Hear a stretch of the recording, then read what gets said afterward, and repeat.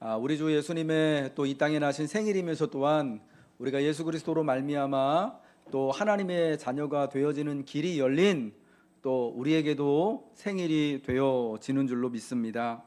오늘 성탄의 예배에 참여한 우리 모든 교우분들, 특별히 함께 예배하는 우리 가족분들에게 성탄의 주님의 놀라운 은혜가 임하기를 주님의 이름으로 축복합니다. 여러분, 성탄의 날에 이 젊은 예수님의 부모였던 요셉과 마리아, 이 두 젊은 부부가, 이 가정이 정말 축복된 가정이었는 줄로 믿습니다. 성탄의 축복의 중심에 복된 가정이 있었습니다. 예배하는 사람들이 있었습니다. 주님의 탄생을 찾아와 경배하는 자들이 있었습니다. 오늘 함께 예배드리는 여러분의 가정이, 여러분의 자녀가 성탄의 예수 그리스도로 말미암아 축복된 가정이 되고 축복된 자녀가 되시기를 축복합니다. 경배하는 여러분에게 성탄의 은혜가 주 예수 그리스도께서 여러분의 구원과 평강의 표적이 되시기를 주님의 이름으로 축복합니다.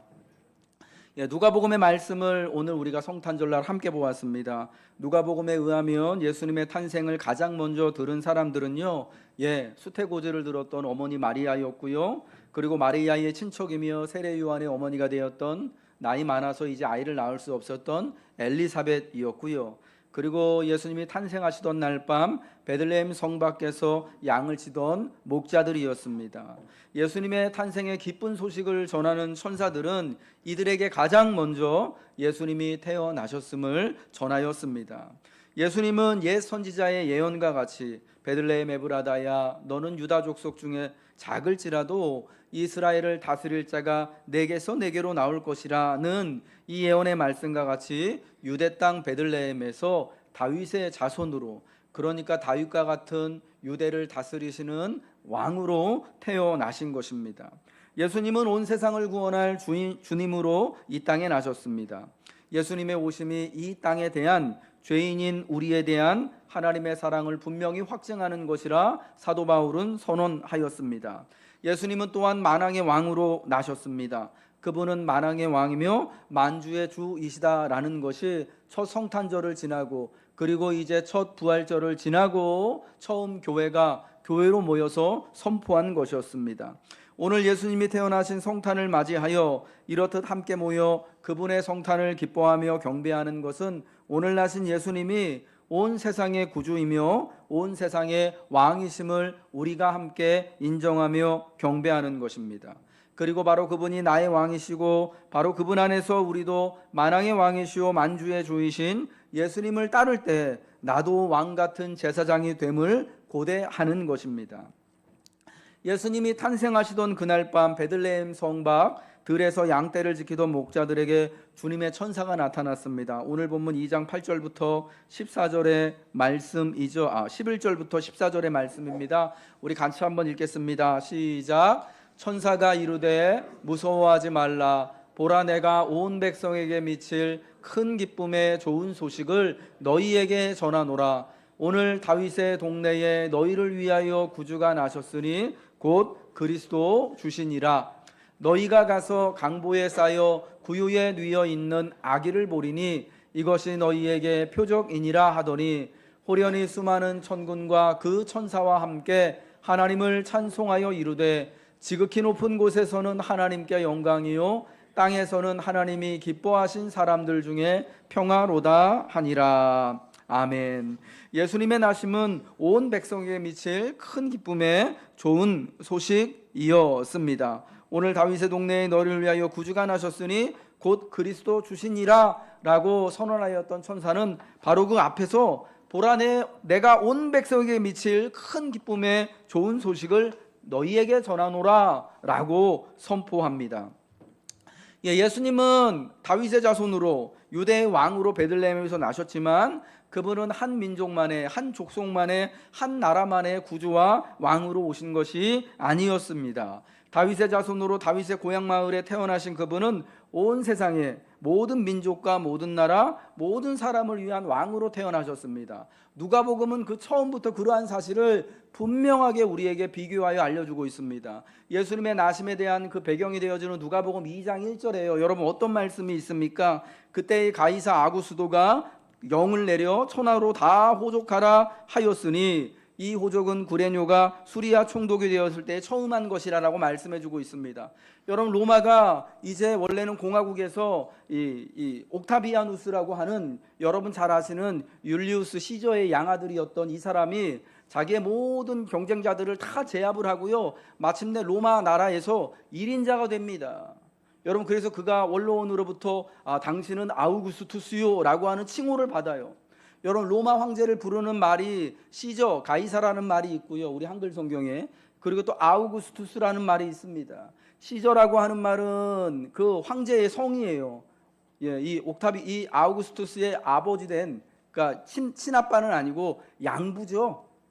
그 사람의 성이 시저였거든요.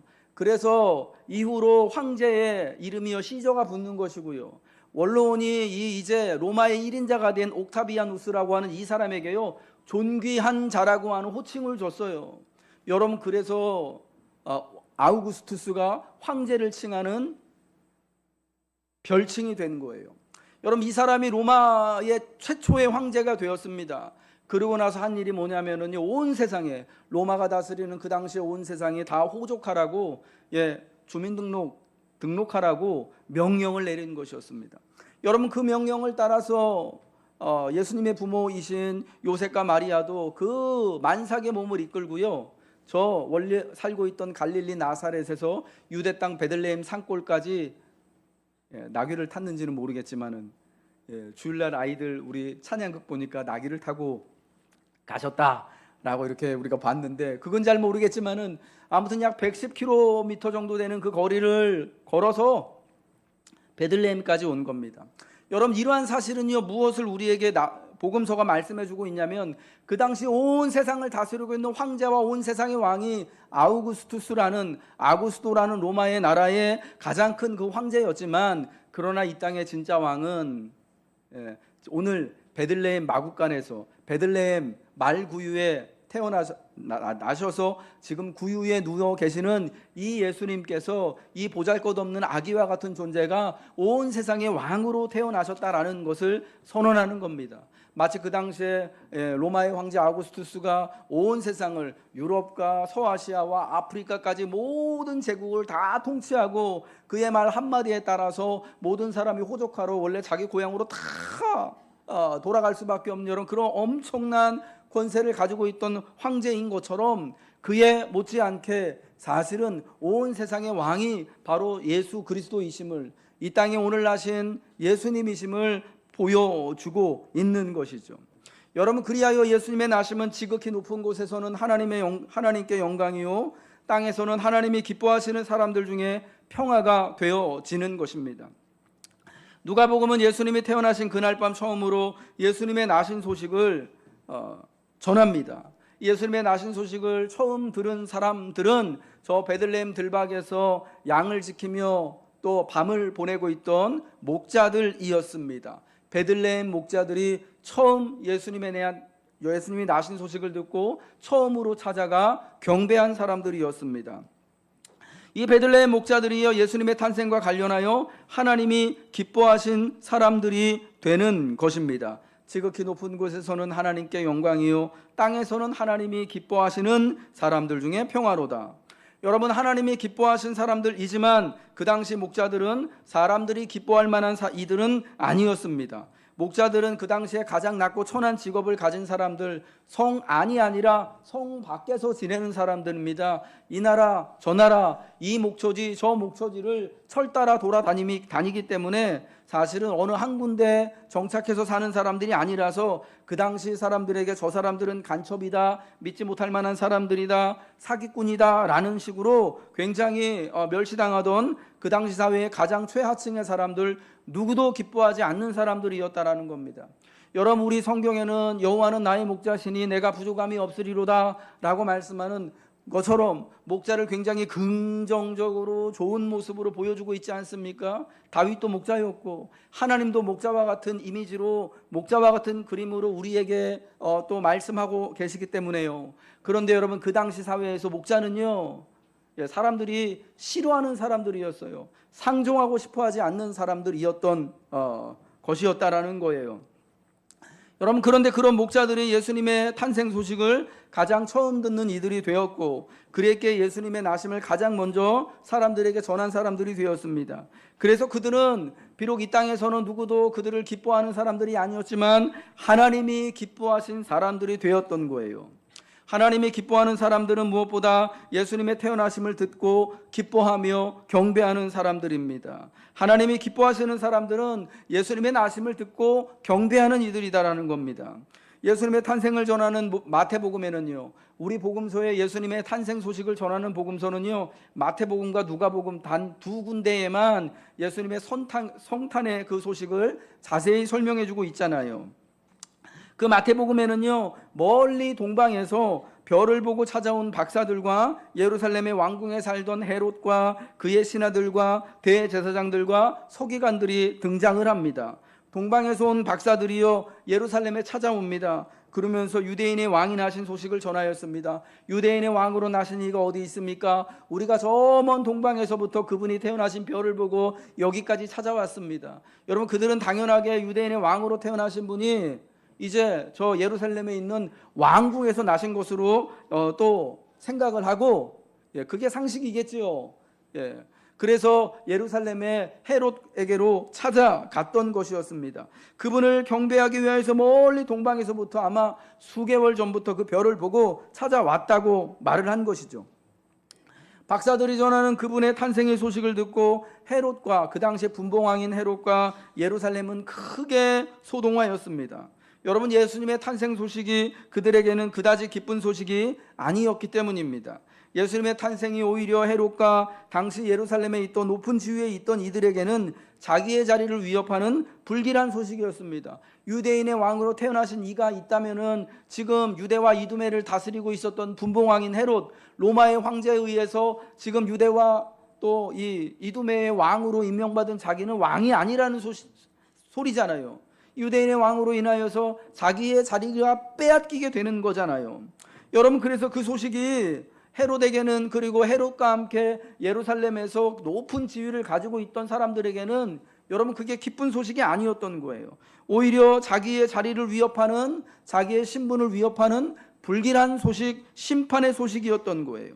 여러분, 그래서 그들은 예수님을 찾아 경배하는 대신 예수님을 해치려는 음모를 꾸민 거죠. 그래서 박사들이 베들레헴에 이르러서 별을 보고 찾아가 경배하고 돌아간 이후에 헤롯이 박사들에게 속은 줄로 하고 화가 나가지고 베들레헴과 그 모든 지경에 있는 사내 아이를 박사들에게 자세히 알아본 그때를 기준으로 해서 2살부터 그 아래로 아이들을 죽이는 영아 학살하는 일이 끔찍하게 벌어지게 되었던 거죠.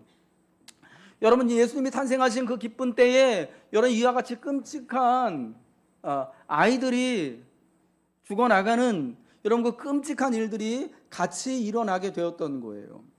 예수님의 탄생이 누구에게나 기쁜 소식이진 않은 거죠. 목자들에게는 왜 예수님의 탄생이 기쁜 소식이 됩니까? 천사가 전해준 소식을 그들은 그대로 믿기 때문입니다. 그들은 이 땅에서 가장 천한 사람들이기 때문에 내일의 희망을 붙들어야만 하는, 하나님이 주시는 말씀을 붙들어야만 하는 이들이기 때문에 예수님의 탄생이 기쁜 소식이 되는 거예요. 찾아가 경배하고 싶은 마음이 있기 때문에 기쁜 소식이 되는 것입니다. 반면 헤롯 같은 이들에게는 왜 그것이 불길한 소식입니까? 예수님을 자신의 지금 자리를 위협하는 이로 보기 때문입니다. 예수님을 왕으로 그리고 구주로도 인정할 수 없기 때문입니다. 자기를 위해 자리를 지키고 그 자리를 지키기 위해서라면 아무리 어린 아이더라도 무자비하게 살해하려는 이들에게 성탄의 예수님의 나심은 결코 기쁨이 될 수 없는 거예요. 오히려 심판의 소식이 되는 것입니다. 오늘 예수님의 성탄이 많은 이들의 자유를 빼앗고 생명을 소중히 여기지 않는 헤롯 같은 이들에게는 하나님의 준엄한 심판의 선언이 될 것입니다. 그러나 목자들과 같이 성탄의 소식을 기쁨으로 듣기 원하며 경배하는 여러분에게는 큰 구원의 기쁜 소식이 되어 하나님의 영광과 평화를 망가지고 무너진 이 세상에 가져오게 될 줄로 믿습니다. 두 번째로요, 성탄의 기쁜 소식을 들음으로 이 기쁜 소식을 들은 그들은 모두가 다 왕 같은 이들이 되었다라는 겁니다. 우리 따라하겠습니다. 기쁜 소식을 들은 이들은, 경배하는 이들은 왕 같은 이들이 됩니다.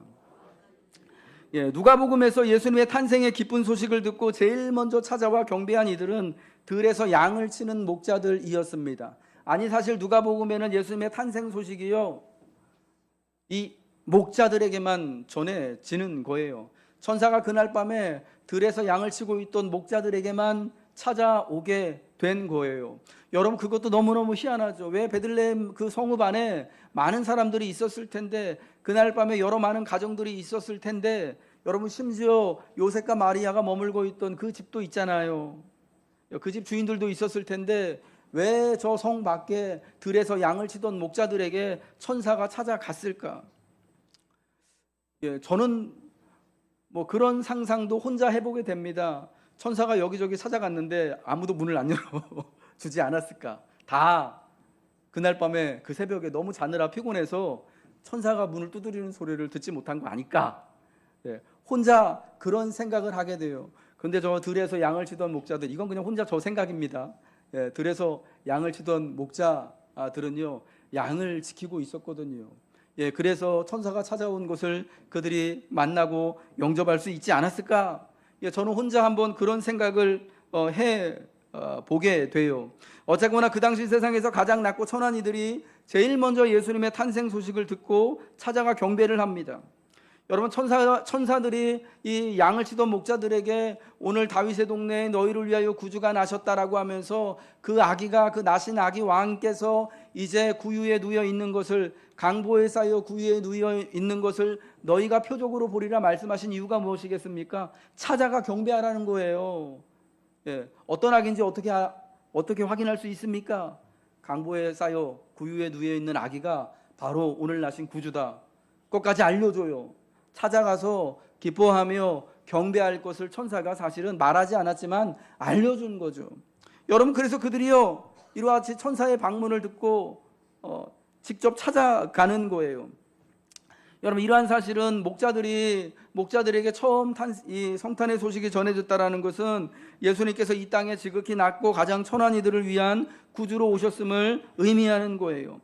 예수님은 이 세상의 가장 낮은 이들까지를 위하는 구주로 세상에 태어나신 것입니다. 목자와 같이 낮고 약하고 작은 이들을 위한 왕으로 오신, 여러분, 그들을 포함하여서 모든 사람의 왕으로 오신 예수님이신 거예요. 그런데 이제 그들을 위한 만왕의 왕으로 오신 예수님을 경배하며 영접함으로 목자와 같은 이들이 이 세상에서 가장 존귀한 자들이 됩니다. 하나님이 기뻐하시는 사람들은 목자와 같은 이들입니다. 여러분, 그날 밤 베들레헴에 있었던 이 목자들은 이제 천사들의 방문을 받고 예수님을 찾아가 경배함으로 세상에서 가장 유명한 목자들이 된 것이에요. 마태복음에서 태어난 예수님께 찾아와 처음으로 경배한 사람들은 여러분, 동방에서 온 박사들이잖아요. 그들은 예수님이 태어나기 수개월 전에 밤하늘에 뜬 그 예수님의 탄생하신 그 별을 보고 저 멀리 동방에서, 아마 이제 그 기독교 전통에서는요, 아마 그 동방이 지금으로 치면 저기 페르시아, 이란이나 이라크 있는 나라들, 옛날에 페르시아 제국이나 바벨론 제국이 있던, 여러분, 그 땅에서부터 왔을 거라고 그렇게 추정을 합니다. 먼 곳에서 수천 킬로미터 떨어진 그곳에서 그 별을 보고 유대 땅까지 찾아온 이들이 동방에서 온 박사들이었습니다. 여러분, 그들은 박사들이었다고 말씀하고 있습니다. 별을 보고 연구하는 이들이에요. 그런데 어떤 기독교 전통에서는요, 그들을 동방의 먼 나라에서 온 왕들로 이해하기도 합니다. 왕으로 이해하기도 한다라는 거예요. 왜 그러냐? 이사야와 같은 선지자의 글에서 메시아의 때가 되면 온 세상과 나라에서 수많은 백성들, 그리고 그들의 왕들과 왕같이 존귀한 이들이 그 많은 백성들과 함께 메시아에게 드릴 예물을 말과 가마에 가득가득 담고 찾아와 경배하며 하나님의 나라를 이룰 예언의 글이 있기 때문입니다.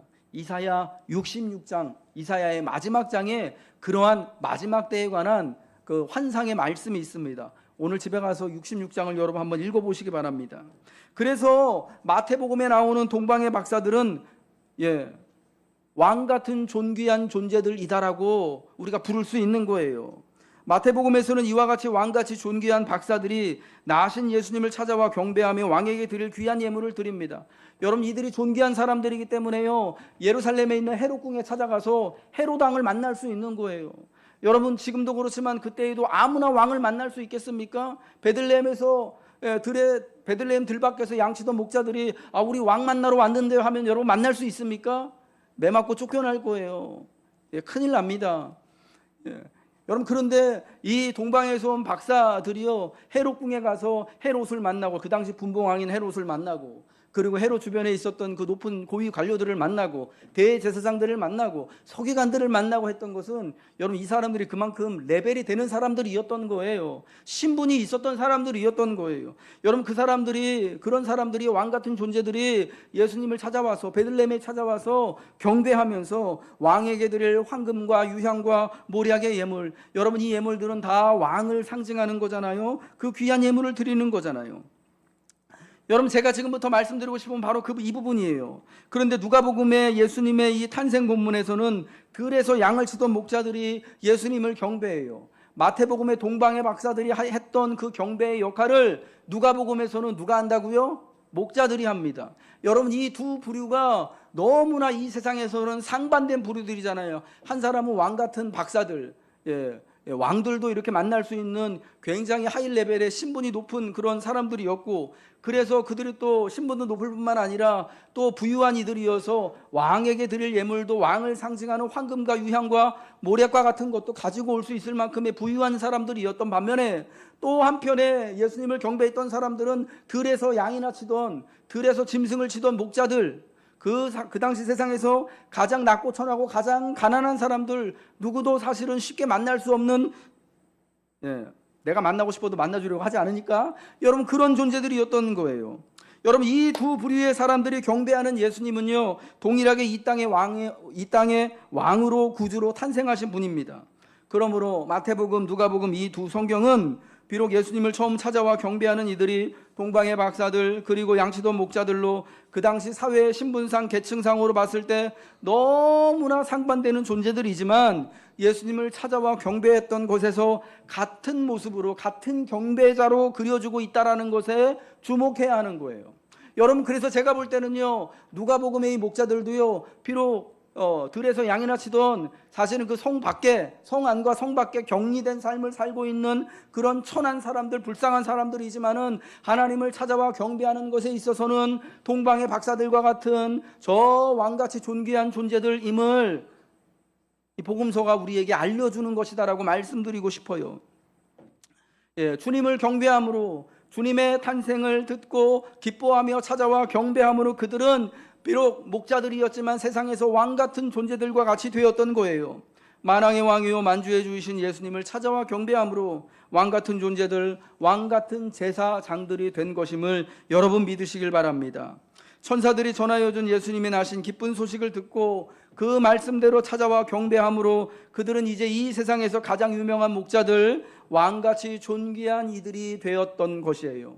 오늘 사랑하는 성도 여러분, 오늘 이 성탄의 날 주님 앞에 나와서 기뻐하며 경배한 우리들이요 다 하나님이 기뻐하시는 사람들인 줄로 믿습니다. 아멘이시죠? 또한 동시에 동방의 박사들과 같이 경배하는 우리들이 비록 이 땅에서 우리의 신분이 목자들과 같을지라도, 사실 저 박사들의 신분보다는 목자들의 신분에 가까울지라도 주님을 경배하고 주님을 기뻐할 때 하나님은 우리를 왕같은 제사장들로, 왕같이 존귀한 자들로 삼아 주시는 것입니다. 이제 말씀을 마무리하겠습니다. 2024년의 성탄을 함께 맞이하는 우리 사랑하는 노건교회 교우 여러분, 성도 여러분, 예수님의 나심은 온 백성에게, 온 세상에 미칠 구원의 큰 기쁜 소식입니다. 그런데 이 기쁨의 소식은 이 소식을 목자들과 같이 믿고 받은 이들에게 주어지는 것입니다. 바로 그들이 하나님이 기뻐하신 사람들인 것입니다. 그리고 왕으로 나신 예수님을 찾아와 경배하는 이들, 그들이 비록 이 세상에서 목자와 같이 하찮고 작아 보이는 존재들일지라도 예수님을 찾고 경배하고 그분으로 말미암아 기뻐할 때 만왕의 왕이신 예수님으로 말미암아 왕같은 존재들이 되는 것입니다.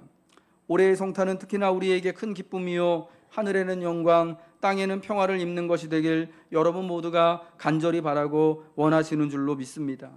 이 세상에 헤롯과 같은 이들을 물리치시고 주께서 친히 우리를 다스리시고 구원하시길 바라는 여러분에게 성탄의 놀라운 은혜가 주어지기를, 그래서 큰 기쁨의 소식을 붙들고 새해를 맞이하시기를 성탄의 예수님의 이름으로 축복합니다.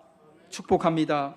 기도하겠습니다. 주님 감사합니다. 목자들에게, 그 낮고 천한 목자들에게 하나님이 이제 주님의 태어나신 소식을 처음 알려주셔서 바로 그들이 하나님이 기뻐하시는 사람들이 되고 하나님이 기뻐하신 사람들로서 하나님 주신 영광을 보고 하나님 주시는 평화를 보게 하여 주시니 감사합니다. 하나님이 기뻐하신 사람들은 성탄의 예수님을 찾아가 경배하는 자들인 줄로 믿습니다. 기뻐하는 자들인 줄로 믿습니다. 이제 그 성탄의 주님을 경배하며 기뻐할 때 주님, 우리도 그 목자들과 같이 이 땅에서 가장 존귀하고 유명한 이들이 되게 하여 주옵소서. 하나님 안에서 존귀한 자들이 바로 경배하는 자들이 되어줄 수 있도록 하나님이 축복하여 주옵소서. 이제 오늘 이 성탄을 맞이하여서 이제 이 땅의 평안과 위로와 무너진 모든 것들이 다시금 새롭게 우리가 세워지기를 바라는 하나님, 우리의 믿음과 우리의 간구를 주님이 들으시고 사랑하는 성도들의 삶에 복을 허락하여 주시고 우리가 살아가는 이 세대에 이 세상이 다시금 질서 있어지도록 다시금 회복되도록 하나님 은혜 허락하여 주시옵소서. 이 땅의 평안과 기쁨을 허락하여 주시옵소서. 감사드리며 예수님의 이름으로 기도합니다. 아멘.